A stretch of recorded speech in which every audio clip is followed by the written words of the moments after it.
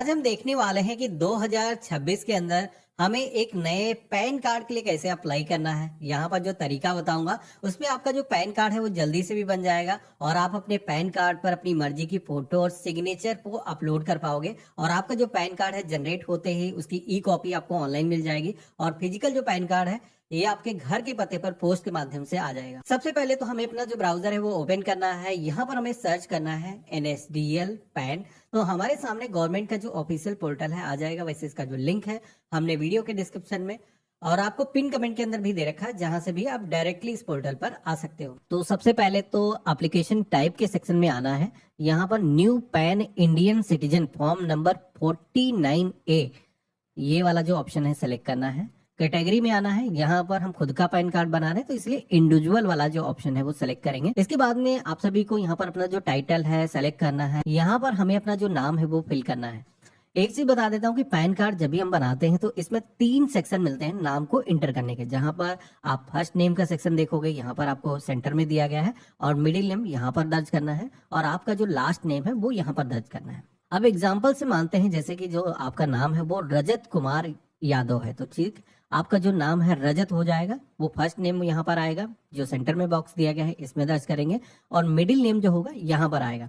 इसी के साथ में यादव जो है यहाँ पर आ जाएगा। इन केस मान लेते हैं कि आपके नाम के अंदर मिडिल नेम नहीं है तो उस केस में मिडिल वाला जो सेक्शन है ये ब्लैंक छूट जाएगा और बाकी के सेक्शन जैसे कि फर्स्ट नेम और लास्ट नेम यहाँ पर नाम दर्ज करना है। इसी के साथ में एक कंडीशन और होती है, जैसे मान लो किसी का नाम केवल सिंगल ही है, मान लेते हैं किसी का नाम आमिर है तो ठीक है, आगे उसके कुछ सरनेम वगैरह नहीं लगा है तो उस केस में यहाँ पर आपको फर्स्ट नेम और जो मिडिल नेम है ये ब्लैंक छोड़ देना है। उसके बाद में यहाँ पर आप सभी को जो लास्ट नेम का ऑप्शन मिलता है यहाँ पर ही आपको नाम को दर्ज करना है। एग्जाम्पल के लिए मैंने सीट आपको दिखा दी है, यहाँ पर देख सकते हो कि कहाँ पर कौन सा नाम रहेगा जिससे आपसे कोई मिस्टेक ना हो। तो इस कैलेंडर के ऑप्शन पे क्लिक करेंगे, यहाँ पर अपना जो बर्थ ईयर है सेलेक्ट करेंगे, मंथ चूज करेंगे और डेट को सेलेक्ट कर लेंगे।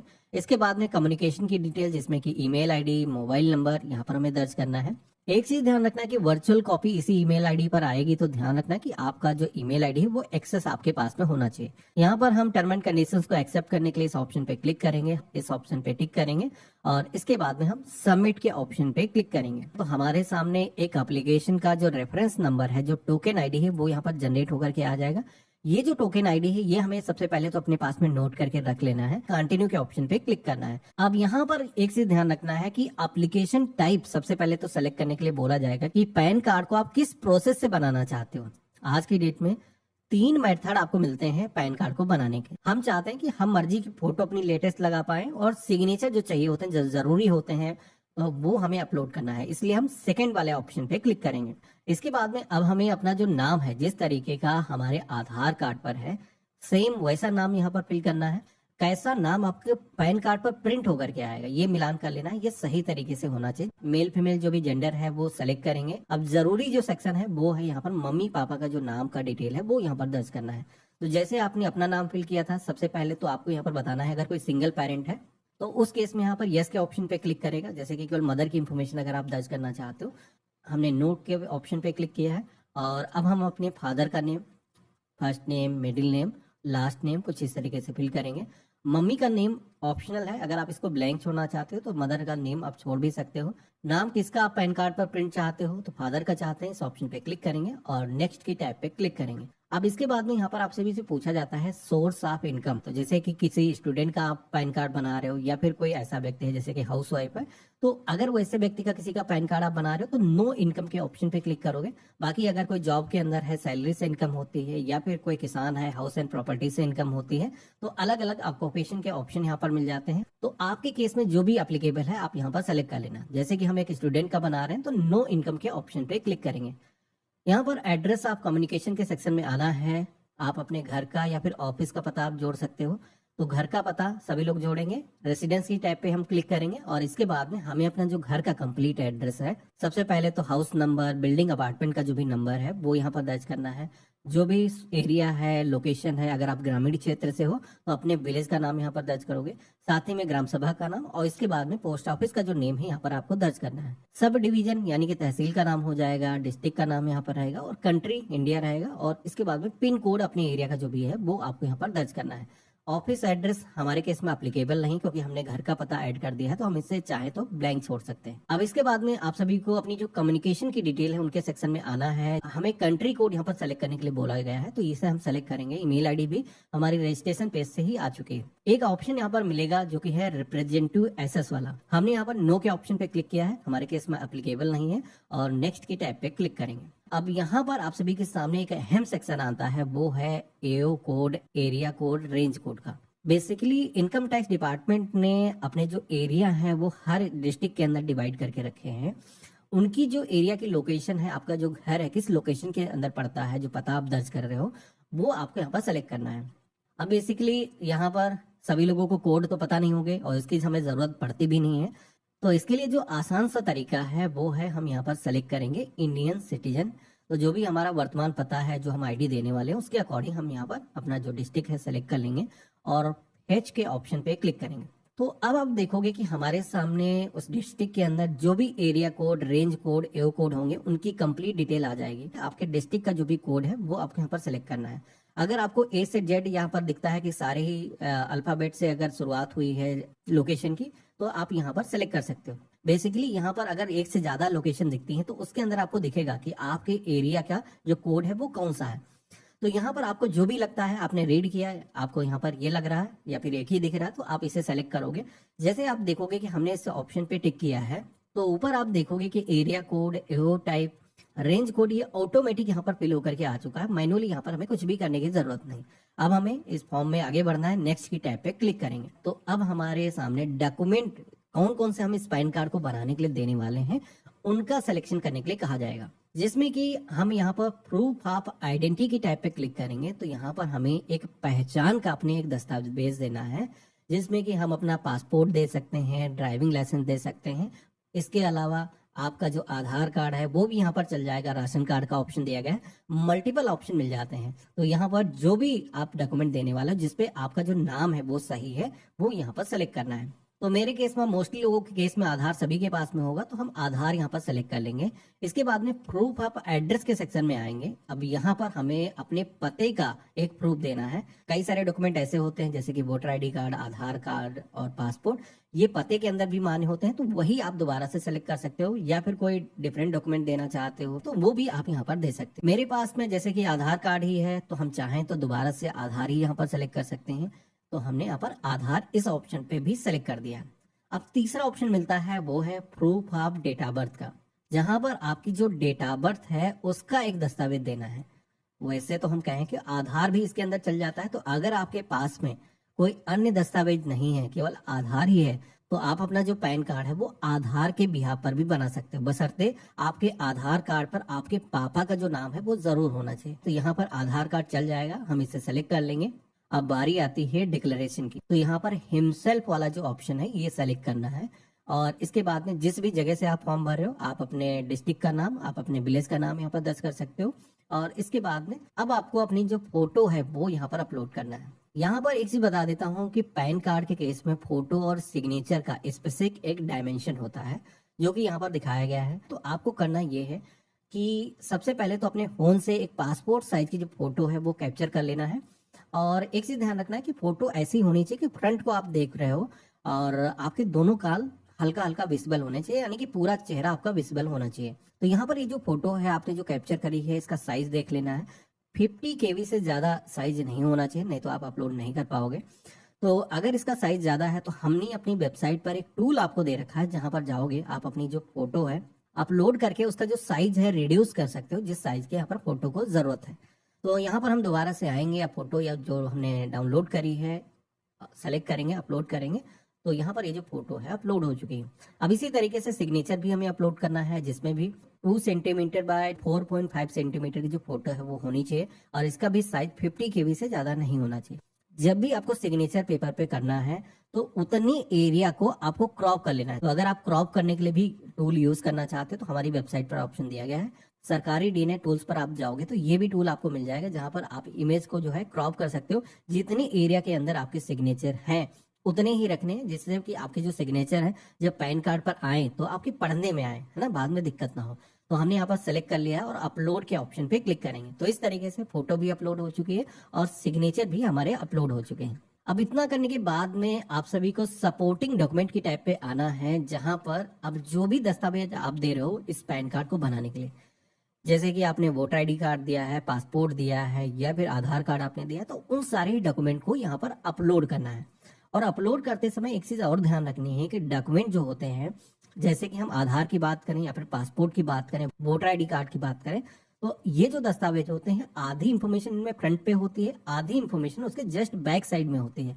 तो इन डॉक्यूमेंट को जब भी आप स्कैन कर रहे हो तो एक चीज का आपको ध्यान रखना है, इनको मर्ज करके पीडीएफ फाइल बनानी है और उसका भी साइज 300 केबी से ज्यादा नहीं होना चाहिए। हालांकि मोबाइल फोन से कर रहे हो कोई दिक्कत नहीं है, आप सरकारी डीएनए टूल्स पर जाना और जो कैमरे से आपने फोटो कैप्चर करी है अपने दस्तावेज की, उनकी क्लियर फोटो अपलोड करना है और दोनों फाइल सेलेक्ट कर लेना है, फ्रंट और बैक की। और इसके बाद में यहाँ से आप इसको मर्ज करके इसकी सिंगल पीडीएफ फाइल बना सकते हो। यहाँ पर हम सेलेक्ट कर लेंगे। एक चीज बता देता हूँ कि आधार की जो कॉपी है आप चाहो तो ई आधार भी दे सकते हो, लेकिन उस केस में क्या करना है, आधार का जो पासवर्ड है वो पहले रिमूव कर देना है या फिर उसका स्क्रीनशॉट यहाँ पर अपलोड करना है। तो यहाँ पर आप देखोगे कि हमने अपने जो दस्तावेज हैं अपलोड कर लिए हैं। अच्छा, एक चीज बता देता हूँ कि हो सकता है आपके केस में एक से ज्यादा दस्तावेज हो। वैसे तो मैंने यहाँ पर आधार कार्ड ही दिया है, लेकिन अगर आपके केस में आप बर्थ सर्टिफिकेट भी दे रहे हो या फिर वोटर आईडी कार्ड भी दे रहे हो, तो ऐसे में उन सभी डॉक्यूमेंट को अटैच करना होगा। इसके लिए ऐड डॉक्यूमेंट का ऑप्शन मिलेगा, तो मल्टीपल डॉक्यूमेंट यहाँ पर 1 बाय 1 आप अपलोड कर सकते हो। तो मेरे केस में मैंने डॉक्यूमेंट सही तरीके से अपलोड कर दिए हैं। यहाँ पर आपका जो डॉक्यूमेंट का नाम है वो देखने को मिलेगा। अब हमें सबमिट की टैब पे क्लिक करना है। तो अब हमारे सामने एक समरी पेज आ जाएगा, जहां पर सबसे पहले तो आधार कार्ड के फर्स्ट 8 डिजिट यहाँ पर दर्ज करना है और इस पेज में आपको नीचे की तरफ आना है। अब इसमें मिलान करना है कि आपने अपना नाम, मम्मी पापा का नाम सही तरीके से फिल किया है और जो भी डिटेल दर्ज करी है आपने उसमें कोई गलती तो नहीं है। अगर आपके केस में कोई मिस्टेक हो गई है तो बैक जा करके अभी आप एडिट कर सकते हो। मेरे केस में जैसे कि बिल्कुल परफेक्ट है, तो हम यहाँ पर प्रोसीड की टैब पे क्लिक करेंगे। तो यहाँ पर अब आप सभी को पेमेंट करना होगा 106 रुपीज 90 पैसे इस पैन कार्ड को बनाने के लिए। पेमेंट करने के लिए मल्टीपल पेमेंट मेथड आपको मिल जाते हैं। तो यहाँ पर जैसे कि हम एक का सिलेक्शन कर लेंगे, हम बिलडेस्क वाला ये पेमेंट गेटवे सेलेक्ट करेंगे क्योंकि इसमें पेमेंट फेलियर के कम चांसेस होते हैं। हमने यहाँ पर इसका सेलेक्ट किया है। अब इसके बाद में पेज में नीचे की तरफ आना है, आई एग्री के ऑप्शन पे क्लिक करना है और प्रोसीड टू पेमेंट के ऑप्शन पे क्लिक करना है और पे कंफर्म के ऑप्शन पे क्लिक करेंगे। तो हमारे सामने पेमेंट करने के लिए credit card, net banking, UPI, wallet के मल्टीपल ऑप्शन आ चुके हैं। तो किसी भी एक मेथड से हम पेमेंट कर सकते हैं। छोटा सा पेमेंट है, हम यूपीआई वाला ऑप्शन सेलेक्ट करेंगे और यहाँ पर क्यूआर कोड ले लेंगे। इसको हम स्कैन करेंगे अपने फोन से, एप्लीकेशन से।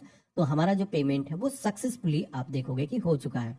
कंटिन्यू के ऑप्शन पे क्लिक करना है। आधार के जरिए ऑथेंटिकेशन करना है, तो हमें यहाँ पर यूज माई आधार डिटेल इस ऑप्शन पे क्लिक करना है।